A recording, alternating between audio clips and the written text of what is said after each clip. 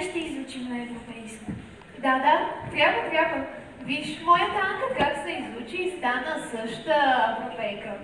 Твоя милост оставаш Анка да се учи на европейско, ами майка ми, каквато си е, не би го оставила да приказваш чуж човек. Тебе майка ти е проста. Пък и ти не трябва да я слушаш.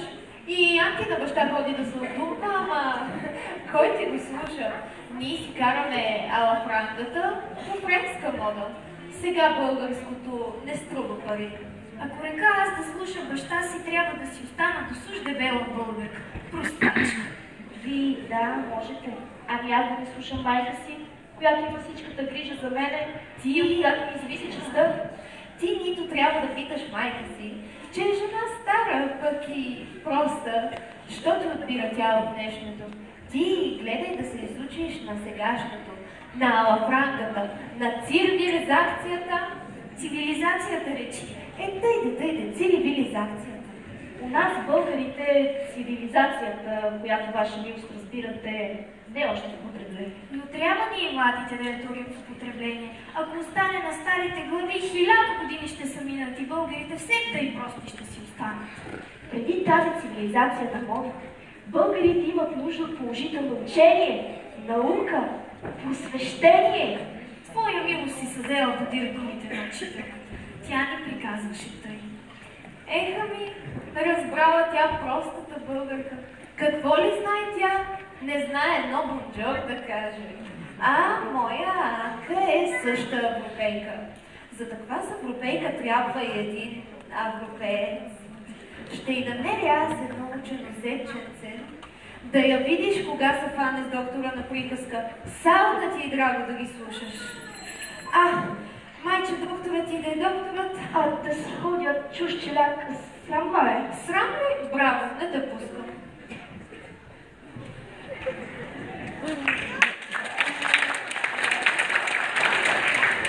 Bonjour, comment se va-t-il, mademoiselle? Merci, monsieur le médecin. Ma chère Annette, желая да ви срещна и да ви дам журнала, дето взех от почтата. За моди? Браво, я да видя. Тук има рокли от по-нова мода. Нейна милост? Нейна милост е наша съседка, мадемуазел Мари.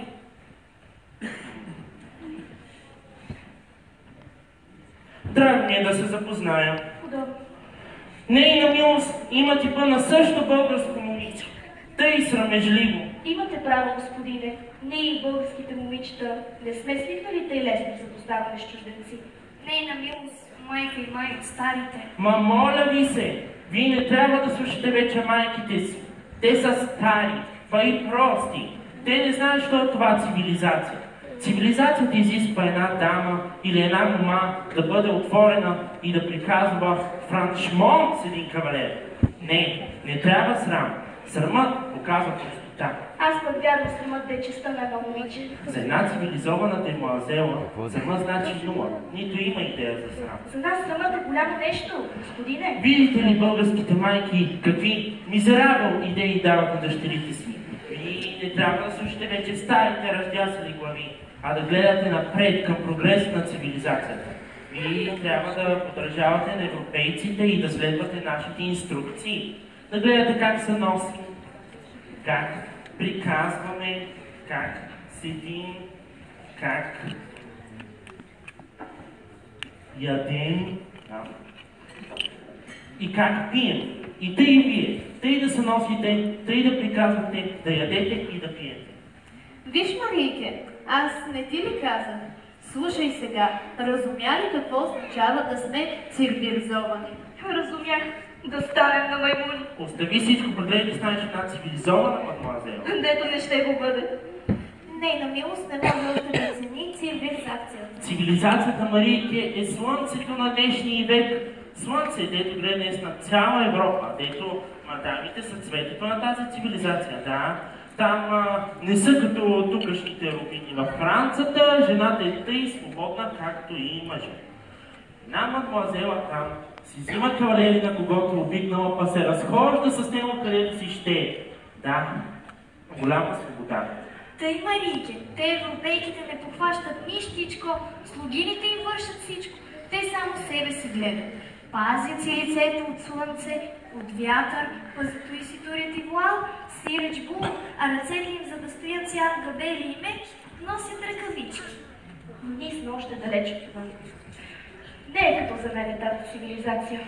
Ах, колко желая да отида на Европата. Мадемуазел, и това е възможно. Стига да го желаеш от сърце. Мусио, истина ли е? Да има начин още утре да тръгна. Ма птична. Там ще видиш градове, дето цивилизацията е достигнала върха си. Ах, мусио, дали ще имам нея чест? Ще имаш, маше. Ама стига да ме слушаш. Мусио, l'Europe, la civilisation. L'Europe, la civilisation, c'est très magnifique. Je t'aime, mon А като отидем на Европата, ще се науча добре французски, нали? О, не са съмнявам.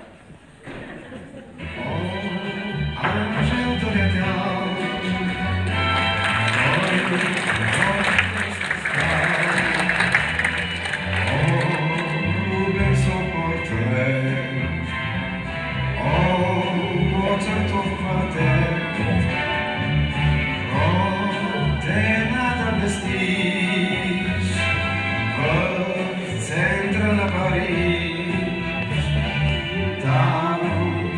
step živel, život, katov žurnal. Da beže dan teči,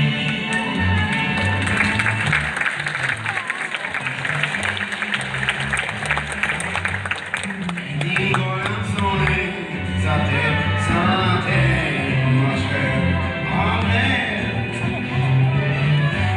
Da beže dan teči, napisał dziś na slip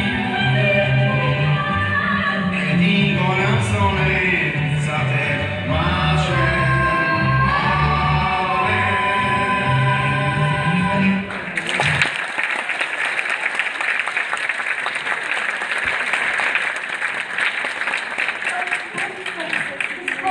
Марийки, постой, аз не съм си свършил още думата. Моля ви се, остави, ма майка ще ми се сърди. Прощавайте! Адио, Марийки, адио. С Богом!